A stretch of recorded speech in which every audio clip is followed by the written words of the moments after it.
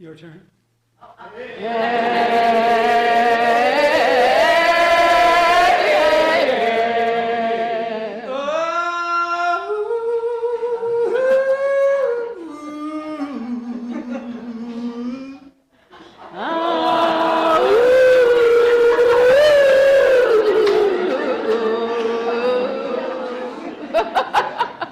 I believe they are ready. Well, I learned as a child there's two ways to see the world as is and the way it could be. Some people say that's just not my problem. Some people do what must be done. Now they see the hole in the fabric that must be sewn. They see the way blockaded and they roll back the stone. They see the day beyond the horizon and they do what must be done. Now this is the chorus. Some people do what must be done. Well, they do what must be done. They see the day beyond the horizon and they do what must be done. Let's try it again. Some people do what must be done. Well, they do what must be done. They see the day beyond the horizon and they do what must be done. Now, I've seen the toll taken, the tears that were shed. I've seen the journey started and the ripple spread. So people say, well, that's just not my problem. Some people do what must be done. Now they see the hole in the fabric that must be sewn. They see the way blockaded and they roll back the stone. They see the day beyond the horizon and they do what must be done. Here we go. Some people do what must be done. Well, they do what must be done. They see the day beyond the horizon and they do what must be done. One last time, some people do what must be done and they do what must be done. They see the day beyond the horizon and they do what must be done. They see the day on that long road to freedom.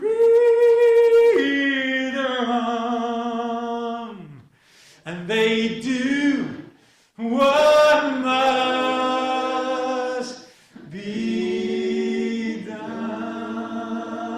Yeah.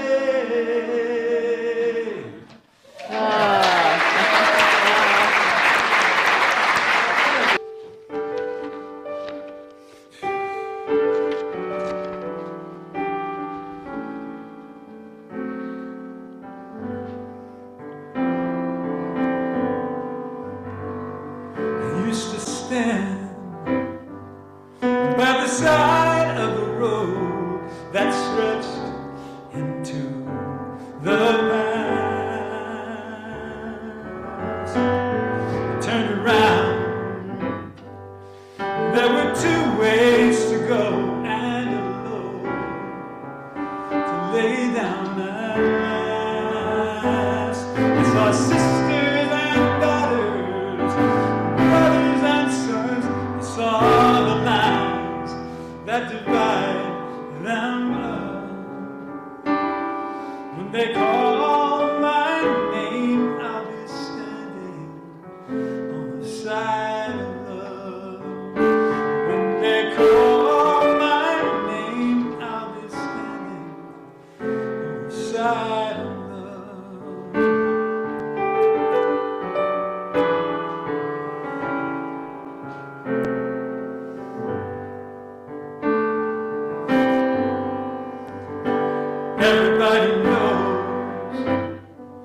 History's a bald-faced lie. It all depends on the side you're from. And there is no way to ever unwind all the things already done.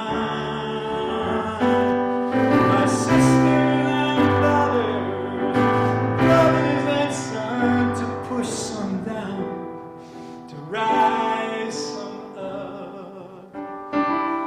When they call my name, I'll be standing on the side of love. When they call my name, I'll be standing on the side of love. Now I wanna be there when the spaceship lands. Something crawls out that we don't understand. That's when we'll all embrace the family of man. And the rest will be forgotten.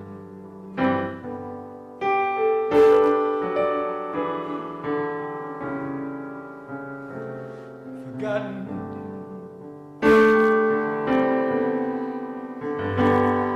We the people, so many gave their lives to carry these words this far. We the people, there are times that it seems we've forgotten who the people are. They're just sisters and daughters, brothers and sons. No lie should divide them up. When they call my name, I'll be standing on the side of love. Sisters and daughters, brothers and sons, no lie shall divide us up.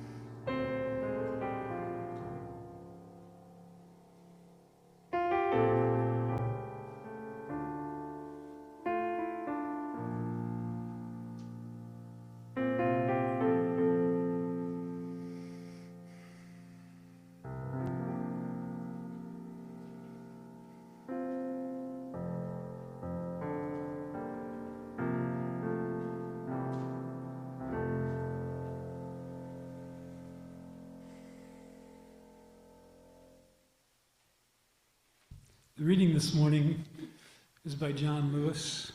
It was in a piece he wrote called Across That Bridge, A Vision for Change and the Future of America.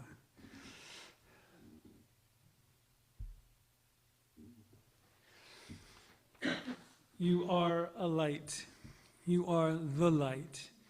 Never let anyone, any person, any force dampen, dim, or diminish your light. Study the path of others to make your way easier and more abundant.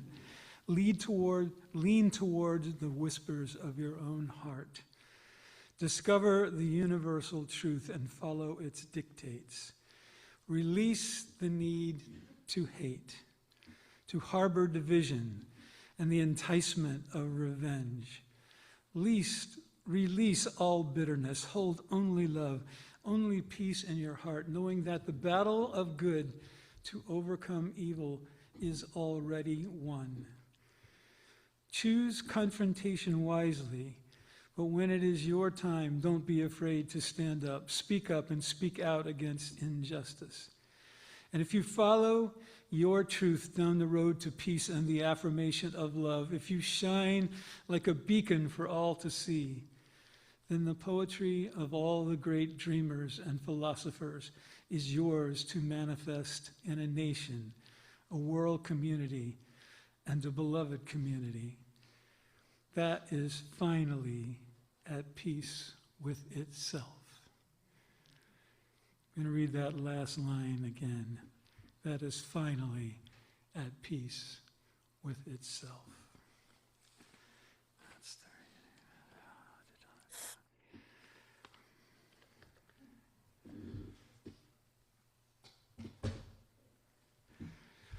Thank you for giving me permission to be here this morning. And I want to follow a tradition that I encountered through Native people in Virginia. And that's when you're invited to speak to a circle. And we are this morning a circle. That you must acknowledge all the wisdom and life experience that is in the circle. And out of respect for each of your experiences, one needs to ask for permission to be heard. May I tell you my story? Yes. It works so much better when you say yes.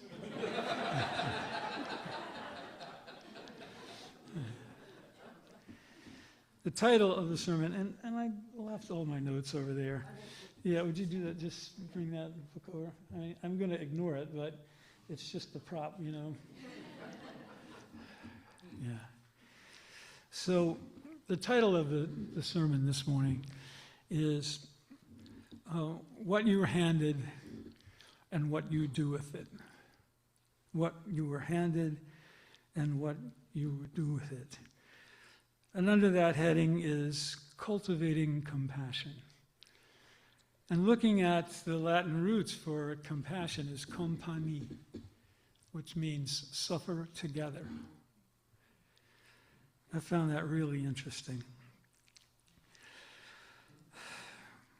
We all have a story. I mean, everyone in this room has a story. And mine has led me to want to talk about this to people because I believe that, you know, my experience probably isn't all that different from some, but different enough. I was raised in Richmond, Virginia, the ex-capital of the Confederacy. And in the time of my life, the 60s started to bring another story to the South. So I grew up playing Yankees and Rebels. And we always wanted to be the rebels because, you know, far more interesting, the better generals. And the only reason the Union won is because they had more people and factories and stuff. So those statues on Monument Avenue in Richmond were beautiful works of art celebrating the courage and sacrifice of our ancestors. And but when you grow up in the 60s, some things kind of bump into that story. So my parents passed those stories on, just like generations before them. You know, for hundreds of years, that story persisted unchallenged. Unchallenged, you know. Because back then, where did people get their facts from? It's not like now where you can go, you know, on your phone and check this. I mean, that's ruined family arguments. I mean, it really has. So, you know, where do you get your facts from? I think back into 2 generations of my family. My great-great-grandfather and 3 of his brothers fought in the Georgia 43rd Infantry. Now, thankfully, in my case, my great-grandfather went AWOL and never came back. So he deserted the Georgia 43rd. And I'm glad he did. I don't know if he was just a coward or he just knew a loser when he saw one. I don't know. But I think back, like, where did they get their information to put their lives on the line? Where did it come from? They didn't turn on CNN or Fox News or, you know, MS Now. And it probably came, first of all, they signed all their tax forms with an X. So it had to be verbally transmitted to them, and I have a feeling it was through either people they respected, and in that category was probably the local minister. So they were told a story about these evil Union troops coming down to invade our homeland. That's why they were fighting. That's why any soldier ever fights. But as you grow up with that, you know, then you start realizing that's not quite the entire story. And for the first time in the history of the South, the other story was allowed to happen. Now, all those great big statues on Monument Avenue, and the ones, and the thousands of them that were all throughout the South, were put there long after the Civil War. Were put there by the United Daughters of the Confederacy. And these people, well, one in particular, his name, this woman, I cannot remember her name. I look at it and then I forget it, and there's a good reason for that. But she was, of course, you know, part of the aristocracy of the South, and she wanted to portray the whole Southern cause as this magnificent, glorious thing. And so she became empowered in the school systems and the libraries of Virginia. You can go to the Valentine Museum and see her letter on what books can be allowed in the library. If they did not glorify the courage, the dignity, the sacrifice of the Southern soldier, they were out. And so, does it sound any kind of familiar at this moment? Just a little. So they controlled the narrative, or tried to. And they built this entire fiction. But as you read by people who have no dogs in the fight, you know, you realize that, oh wow, what were they fighting for ultimately? Well, they were fighting for the wishes of the very, very, very rich aristocracy. Sound familiar? So one of my great-uncle gave his life defending Vicksburg, and 2 others were captured and then traded back in outside of Petersburg, just in time for that lovely time. And but somehow my great-grandfather made it through and got married and had 2 boys. And my grandfather sort of changed everything. He became a lawyer, educated himself, became a lawyer. And it's the only thing I have from him is a tract that he wrote in the T.C. Williams Law School, that's the University of Richmond Law School, where he said, like Shakespeare, I believe that there are too many lawyers.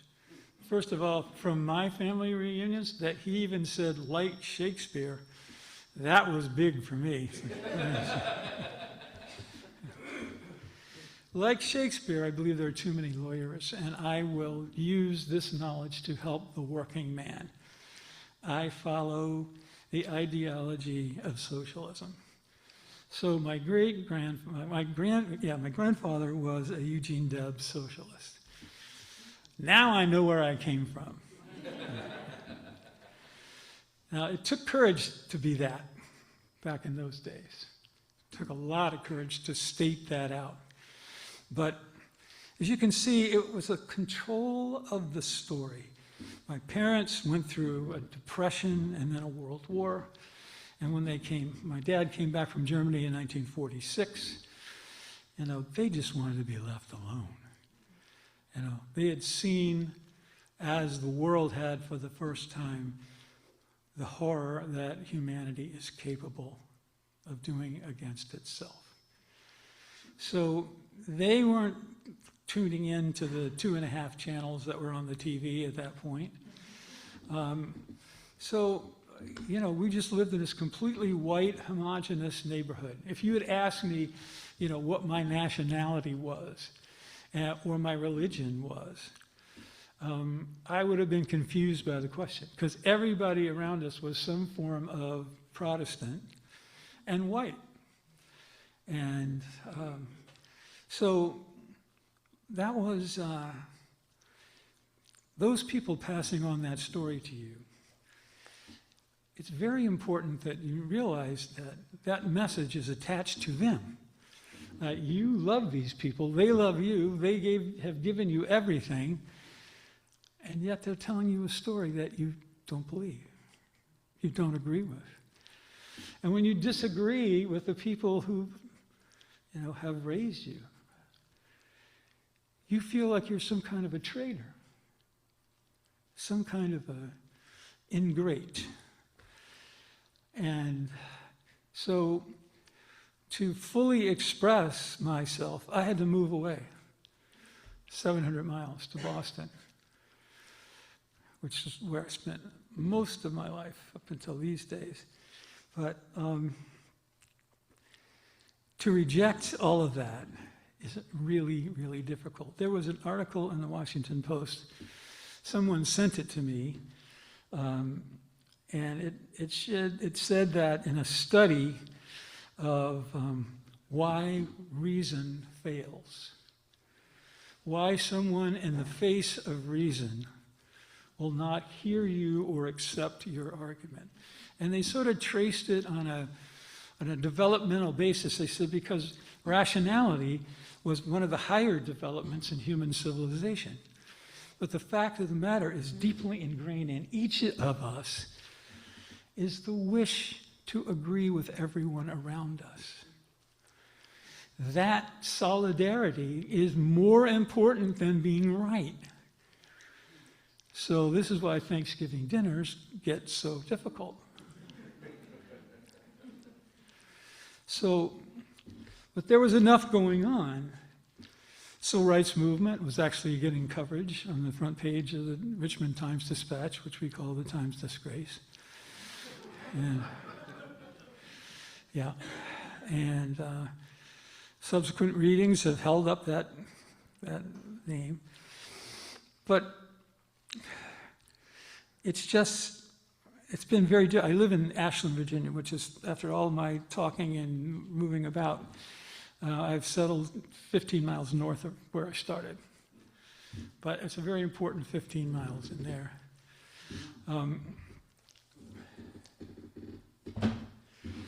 How does someone change their minds? How does someone have a change of heart? This is what gets to the basis of it all. I mean, I was handed this huge, cinematic lie. And when seeing it from the outside, my first bass player was from New York City. I said, "Did you guys have the Civil War in high school?" He goes, "Yeah, I think we did it for a day or something. You guys lost, right?" And that was it.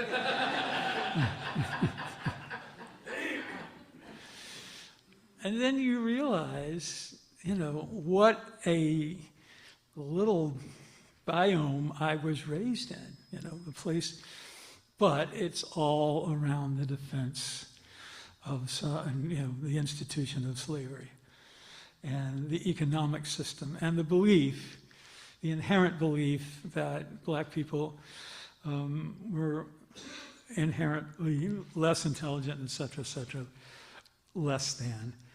And it's interesting to go back and read some of the speeches that those guys made, Jefferson Davis made on the floor of the Senate before he was president of the Confederacy. Just absolutely espousing that the South had achieved the ultimate in civilization. An aristocratic class that could have time and the freedom to do art and literature and all those high-minded things. And then, of course, at the bottom, there needs to be a slave class. And they really believe that. So it's hard for us. What changes a person's mind and heart? Well, we're all human beings. And no matter what, we share certain experiences from the very beginning of our lives. There was, and I love this because I realized the first time I did a sermon here that when the candles are halfway down, I should shut up.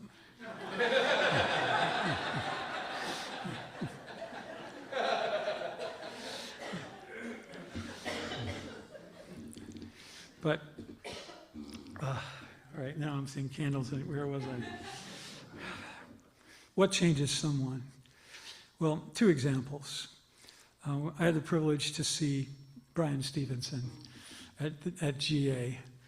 I believe that was in New Orleans. And he has written a book called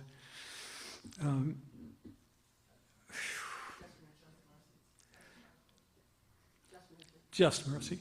Yeah, right. Just Mercy. And his life is an example of how to be in this world if you want to change things. But the story that is the turning point, and to me in the entire book, is there are children in prison in places like Mississippi and Alabama for life for some sort of a crime that in most now would just be dismissed. But they were put away. So he formed an organization. They would go in and defend, like open these cases again. So he wanted to go in and visit in prison a young man who'd been in for a while. And this young man was on the spectrum somewhere. He had bounced around the foster system for a long time. And so people weren't familiar with what, made him crazy. And so he ended up shooting somebody in an excited state. And he was put away for life. And he wasn't defended appropriately, of course. And so he goes to get into the prison to see his potential person. He sees in the parking lot a truck that at the 4 points of the bed of the truck, there are 4 huge Confederate flags. And when he goes to the door to go in, the guy leans over to him and says, "That's my truck out there." And so the guy hazed him in every way he could possibly do before they would let him in the prison. Now, a lawyer representing a client should go right through as long as he's not armed. But this guy had him strip searched, every possible indignity. And Brian was used to this. And so he went through it, went in, talked to the kid, and they got the case brought back into court. Now, when they went into court, that guard who was at the door, whose truck that was the guard who brought the prisoner into court. So he sat there. And Brian Stevenson defended this kid, the fact that he had bounced around the foster care system his entire life. And that in itself was a kind of injustice. And so that was his defense, and it was stayed until another meeting and another meeting. And they left, and the next time that Brian went into the prison, that same guard was at the door. He said, "You go right in." And he looked at him, and the guy just put his hand on the shoulder and said, I was in that same foster system. And I know how bad it is. And I really was touched by the way you talked about this kid's life and what it did to him. So thank you. What changes a person's heart? A common experience. A common experience. My experience in that department was I volunteered for the city of Richmond during my senior year winter break. And I was assigned to a HUD person who we drove around the city of Richmond and we interviewed people who had applied for public housing. Now, for some reason, it was 6 degrees on that day. Never experienced 6 degrees. And we went into this neighborhood that I just didn't even know existed. And we stood in front of a house that was more like a garden shed, sort of 16 by 16, literally had leaned over on the house next to it. There was no insulation in this house whatsoever. Knocked on the door, a voice said, come in, and we both went. There were 4 ancient black people sitting there with hats and gloves and overcoats, sitting around a can of Sterno. And I had never seen anything like this. And the woman nearest to me just turned around and kind of looked at me from a million miles away. And she was right. I mean, my house might have been 5 miles from that, but it was a million miles away. So when we left, the guy whose job it was to do this every day had tears in his eyes.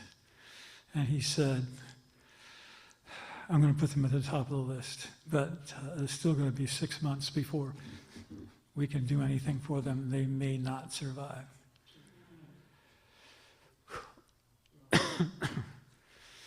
So all the blindness and training and the being in concert with all the people around you, that just goes away when you see something like that. When you hear stories like that, who knows what causes somebody to see differently. But I do know that somewhere in the training that my parents gave me, there was a loophole.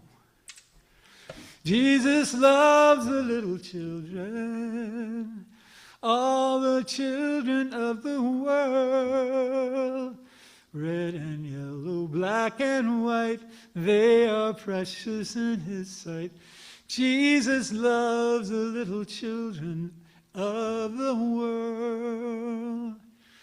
And we sang that, but even as a kid, you knew that wasn't true.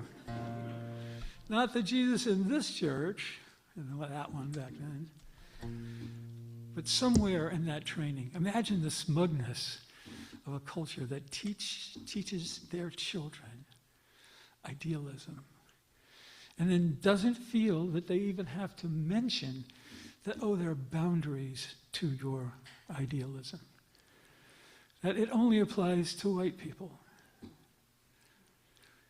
So, when they didn't do that, and suddenly there was another way of seeing, the stories were told, they can't compete.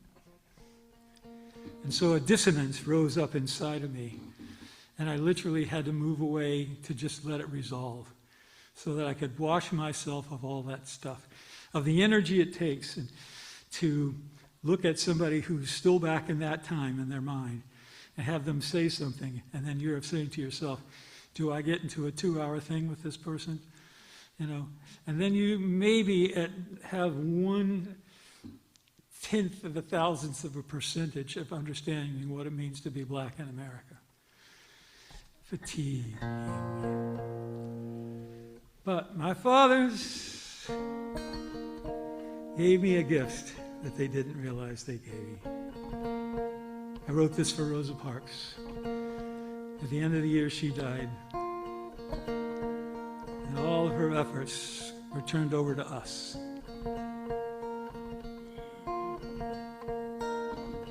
Goodbye, Rosa. The year has changed. The one when you left us, the one you became, the ones who remember your name, and the day it came down to you.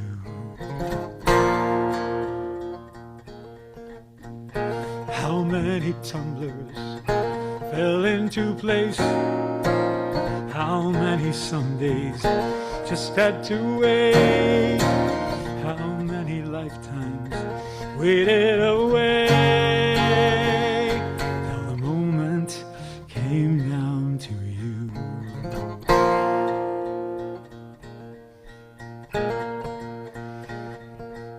If you were big, strong, and threatening, it might not be the case.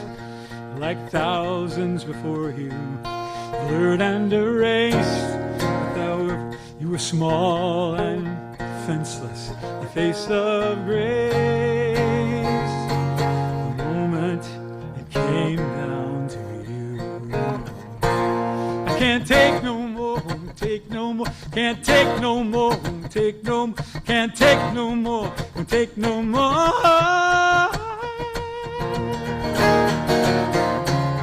Goodbye, Rosa, the year has changed. The one when you left us, the one you became, the ones who remember your name, and the day you would not be moved.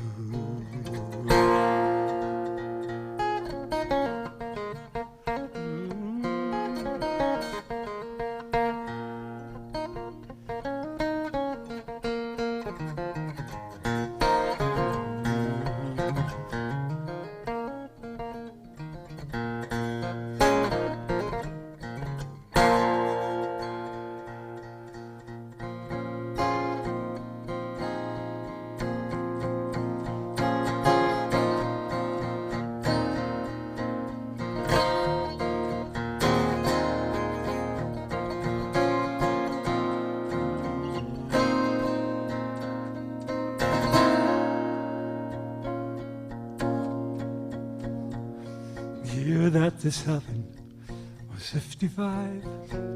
I've been born in Virginia, barely arrived in the bundle my father's handed me to their surprise.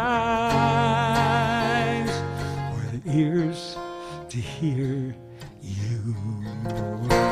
I can't take no more, won't take no, I can't take no more, won't take no more, can't take no more, won't take no more.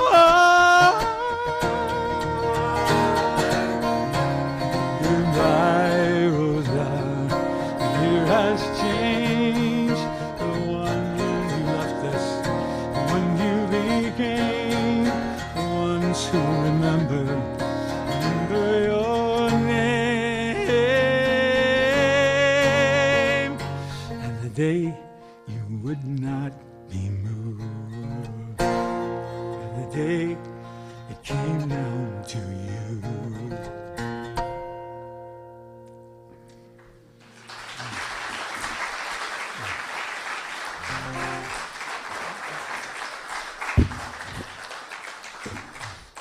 Well, I have one more song to give you in this service, and I just really do appreciate you listening and hearing my words and my experience, and hopefully it has triggered something inside of you.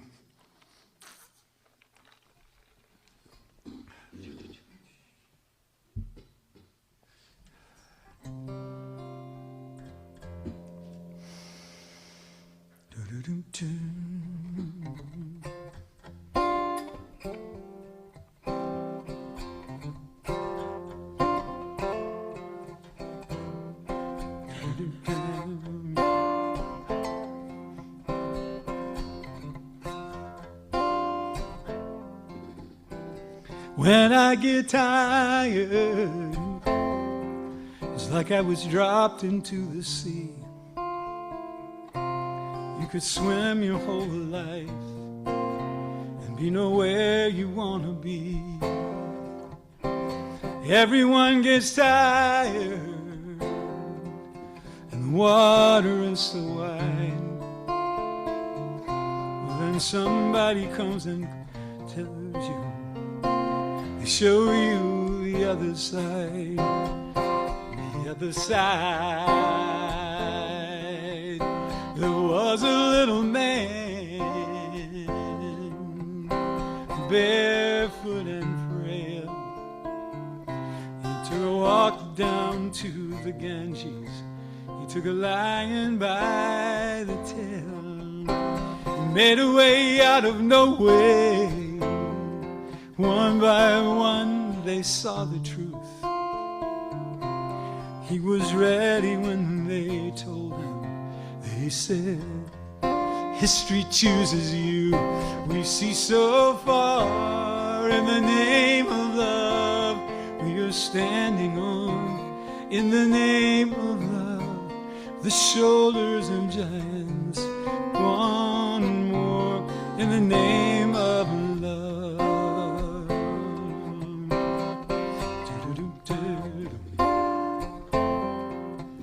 Then there was another lion and a lamb, walked into the heart of darkness, into the streets of Birmingham. He made a way out of no way. One by one we saw the truth. He was already on the mountaintop. They said, Memphis chooses you. We see so far. In the name of love we are standing on. In the name of love, the shoulders of giants. One more in the name of love.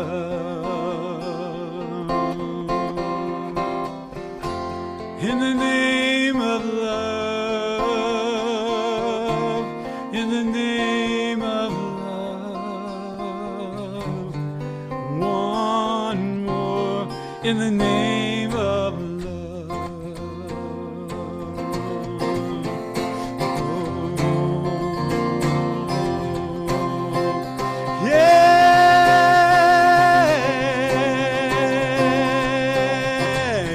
Early morning, April 4th. Shots ring out in the Memphis sky. Free at last, they took your life. They could not take your pride. In the name of love, one more in the name of love. In the name of love. One more in the name of